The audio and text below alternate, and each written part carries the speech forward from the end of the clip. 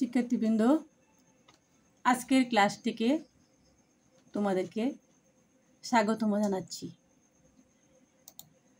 নবম শ্রেণীর শিক্ষার্থীবৃন্দ, নিশ্চয়ই তোমরা ভালো আছো, সুস্থ আছো। তো আমি আশা করি তোমরা সকলেই ভালো আছো। আজকে আমরা শিকন অভিজ্ঞতা 6 পরিমাপের ত্রিকোণমিতি থেকে থিটা কোণের সাপেক্ষে বিভিন্ন অনুপাতগুলা নির্ণয় করে দেখাবো। পূর্বের ক্লাসে আমি তোমাদের এই অনুপাতগুলো নিয়ে আলোচনা করেছিলাম। তো আজকে আমরা সেই অনুপাতের থেকে একটি সমস্যা থেকে আমরা সেই সমাধান করব। তো আজকের পাঠ আমাদের থিটা কোণের সাপেক্ষে সমকোণী ত্রিভুজের বিভিন্ন অনুপাত নির্ণয়। শিক্ষার্থীবৃন্দ, তো আমাদের tan থিটা সমান 1/√3 এবিসি একটি সমকোণী ত্রিভুজ যার বি কোণ 90 ডিগ্রি এবং সি কোণ থিটা। এই তথ্যগুলা দেওয়া আছে। এই তথ্যগুলা সাপেক্ষে আমরা এই ত্রিভুজটা অঙ্কন করব এবং এই ত্রিভুজের সাপেক্ষে আমরা এই ত্রিভুজের সূক্ষ্মকোণ থিটার সাপেক্ষে 6টি অনুপাত নির্ণয় করব।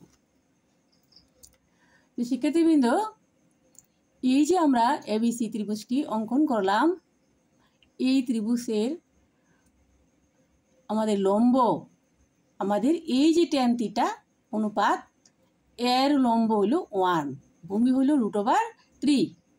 আমাদের এই সমকোণী ত্রিভুজের লম্ব 1, ভূমি √3। তো আমাদের এই যে থিটা কোণটি ছিল সূক্ষ্মকোণ। তো সূক্ষ্মকোণের সাপেক্ষে আমরা লম্বটি দিয়েছি। সূক্ষ্মকোণের সাথে যে সংযুক্ত বাহুটি হলো বিসি।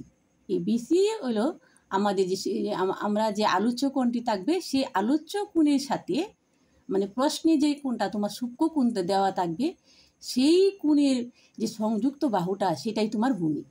এবং এটা তোমরা ভূমির সমান্তরালে থাকবে। এই যে বিসি আমাদের ভূমির সমান্তরালে আছে। আর বৃহত্তম বাহুটা তোমরা জানো যে সেটা হলো অতিভুজ। এই দুই বাহু ছাড়া যে বাহুটি থাকবে তোমাদের, সেটা হলো লম্ব। তো লম্ব আর ভূমি এই দুটার মান আমরা এই চিত্র থেকে এই যে এই tan থিটা কোণ এর সাপেক্ষে পেয়েছি, কিন্তু আমরা অতিভুজ পাইনি। আমাদের এই চিত্রের মধ্যে অতিভুজের মানটা আমরা নির্ণয় করে নিব। এখন এই অতিভুজের মানটা যদি তুমি নির্ণয় করো, তাহলে আমরা এই যে সমকোণী ত্রিভুজ আছে, সেই সমকোণী ত্রিভুজের ক্ষেত্রে পিথাগোরাসের একটি সূত্র রয়েছে, পিথাগোরাসের উপপাদ্য হতে। সেই সূত্রটি কি? অতিভুজ স্কয়ার সমান লম্ব স্কয়ার প্লাস ভূমি স্কয়ার। তো অতিভুজকে আমাদের, অতিভুজ হলো আমাদের এই যে এ আর এই যে সি, যে অতিভুজ হলো আমাদের এসি। অতিভুজ হলো আমাদের এসি। তো এসি স্কয়ার সমান আমাদের লম্বকে এই যে এবি বাহু এবি, এই যে এবি স্কয়ার, প্লাস ভূমিকে এই যে বিসি, ভূমি এই যে বিসি স্কয়ার। তো আমরা এসি স্কয়ার সমান AB square plus BC square নিলাম। এখন এই যে মানগুলা দেওয়া আছে, তুমি যে মানগুলো এই যে tan থিটা অনুপাত থেকে নিয়েছো, সেই মানগুলো এখানে বসাবা। এই যে এবি হইল লম্ব 1 আর বিসি এই যে ভূমি হইল √3। আমরা এই মানগুলা বসাই দিলাম। এখন এই যে তোমরা এই সূত্রের মধ্যে এই মানগুলা বসাই দিবা। এই যে এবি সমান 1 আর এই যে বিসি সমান কি, এই যে √3। এইগুলা বসালাম। এই যে উপরে স্কোয়ার আছে, স্কোয়ার লিখলাম। এখন এই যে 1 এর উপরে স্কোয়ার আছে, তাহলে মানে কি, যে সংখ্যার উপরে যত পাওয়ার থাকবে সেই সংখ্যাটা এতবার গুণ। 1 এর উপরে পাওয়ার আছে 2, তাহলে এটা 1 2বার গুণ। 1 তুমি যতবারই গুণ করো, 1 কি 1, এই যে 1। এখন এই যে √এর উপরে স্কোয়ার আছে, তোমরা জানো যে √এর উপরে স্কোয়ার থাকলে √, থাকে না। তো √, কিভাবে থাকে না? কারণ √এর মান হলো হাফ আর এই যে 2 পাওয়ার হলো গুণ করলে 2 এ 2 ক্যান্সেল, সেই জন্য থাকবে হলো 3। এই 3 আর 1 যোগ করলে হয়ে যাবে 4। এই যে এসি স্কোয়ার সমান এখন হলো 4। এখন এই যে এসি স্কোয়ার থাকলে তো হবে না, সেখান থেকে এই যে স্কোয়ারটা বাদ দিতে হবে, এসির মান বের করতে হবে। এই যে এসি সমান এই যে স্কোয়ার ছিল সেই স্কোয়ারটা আমরা কি করব, এই স্কোয়ার উঠাতে গেলে আমরা আবার এই যে রুট ওভার বা বর্গমূল করব। এই যে এসির উপরে আমরা এই যে বর্গমূল চিহ্ন বসাই দিলাম, এই যে রুট ওভার বসাই দিলাম। এই জন্য এই রুট ওভার দিলে কি হয়, রুট ওভারের উপরে যদি তুমি স্কোয়ার দাও তাহলে কি হবে, এই রুট ওভার যা থাকবে না।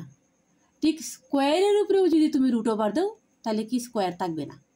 এই যে এখন এই যে 4, এটার 4-এর উপরে কী হয়ে গেল, উভয়, তুমি যখন রুট ওভার দেবা তখন উভয় পক্ষে দিতে হবে। এই যে এই জন্য এসি স্কোয়ারের উপরেও রুট ওভার হয়েছে, এই যে 4-এর উপরেও রুট ওভার। 4-এর উপরে যখন রুট ওভার দিচ্ছ তখন এই 4 কি সংখ্যা, বর্গ সংখ্যা, তা 2 দুগুণে 4, এই যে 2 হয়ে গেল। তো যে কোনো বর্গ সংখ্যার উপরে রুট ওভার দিলে, যেমন 9-এর উপরে যদি রুট ওভার দাও 3 3 9, ফলাফল হবে 3, কারণ 3 স্কোয়ার, হ্যাঁ 3 স্কোয়ার। আর 4 মানে কি 2 স্কোয়ার, স্কোয়ারে আর এই যে রুট ওভারের মানে হাফ, এটা পাওয়ারে গুণ হয়ে ক্যান্সেল, সেই জন্য হলো 2। তো আমরা এই যে অতিভুজ এসির মানটা আমরা এখন পেয়ে গেলাম এসি 2। এখন আমরা এই ত্রিভুজের ক্ষেত্রে 3টি বাহুর মানে আমরা পেয়ে গেছি। যখন তুমি একটি সমকোণী ত্রিভুজের 3টি মানে পেয়ে যাবা তখন তুমি এই 6টি অনুপাত নির্ণয় করতে পারবা। তোমার যদি প্রশ্নের মধ্যে 3টি মান দেওয়া থাকে তাহলে তো তোমার এটা সমস্যা থাকবে না। প্রশ্নের মধ্যে কোনো সময় 3টি মান তুমি পাইবা না, তোমার যে একটি অনুপাতের 2টি বাহুর সাথে তুলনা করে 2টির মান দেওয়া থাকবে, আর অপর বাহুটির মান তোমরা এই যে সূত্র পিথাগোরাসের অতিভুজ স্কোয়ার সমান লম্ব স্কোয়ার প্লাস ভূমি স্কোয়ার, এই সূত্রের মধ্যে তোমার বসিয়ে তোমার এইখান থেকে হয় লম্ব না ওই ভূমি, তোমার প্রশ্নের ভিতরে যা মানে চাওয়া হবে সেইভাবে তুমি এই একটি বাহুর মান বের করে নিবা। এভাবে 3টি বাহুর মান জানা থাকলে তোমার খুব সহজেই 6টি অনুপাত বের করা সম্ভব। তো আমরা এখন 3টি বাহুর মান পেয়ে গেছি। এখন আমরা এই যে প্রথম আমাদের অনুপাতের প্রথম হলো সাইন থিটা।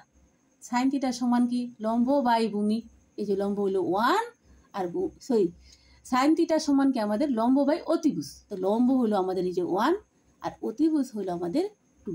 তো সাইন থিটা সমান 1/2। তো কস থিটা সমান কি, ভূমি বাই অতিভুজ। তো ভূমি কি আমাদের এই যে √3 আর অতিভুজ হলো 2। তো ট্যান থিটা সমান তোমার প্রশ্নে দেওয়া আছে এই যে লম্ব বাই ভূমি 1/√3, এই যে লম্ব হলো 1, ভূমি √3।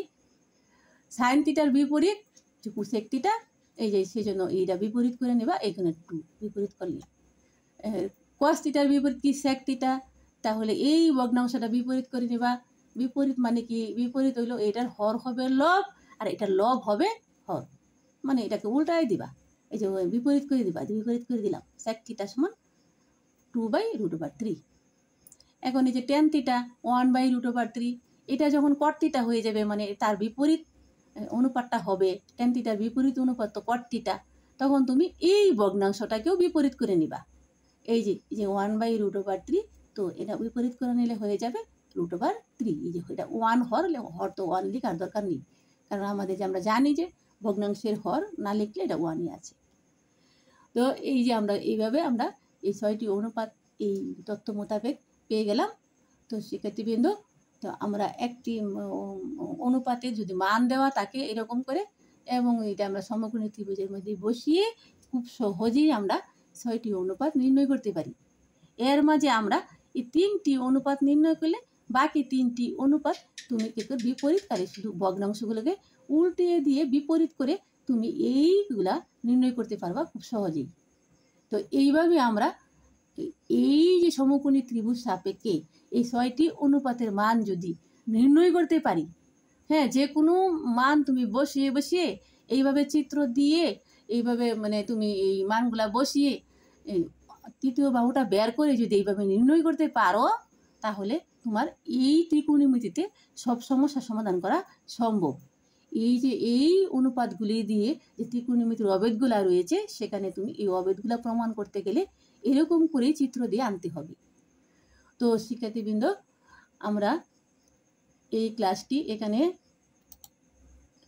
দেখলাম যে আসলে খুব সহজেই এই অনুপাতগুলো বের করা যায়। তো বাড়ির কাজ আমাদের দেওয়া আছে, তোমরা এই যে এরকম করে সাইন থিটার সমান আমরা ওই ট্যান থিটার মানটা আমরা অনুপাতটা বদলিয়ে সাইন থিটা দিয়েছি, আর সব কিছু তথ্য ঠিক রেখেছি। সি কোণটা পরিবর্তন করে এখানে আমি এক কোণ দিয়েছি, এক কোণ সমান থিটা দিয়েছি। এইভাবে তোমরা ওই সি কোণের জায়গায় এক কোণের জায়গায় থিটা বসিয়ে সেই মোতাবেক লম্ব এবং ভূমি এবং অতিভুজ নির্ণয় করে এই 6টি অনুপাত তোমরা নির্ণয় করে নিবা। এবং এইভাবে তোমরা অন্যান্য অনুপাত দিয়েও এইভাবে নির্ণয় করে নিজেরা সব এই 6টি অনুপাত আয়ত্ত করে নিবা।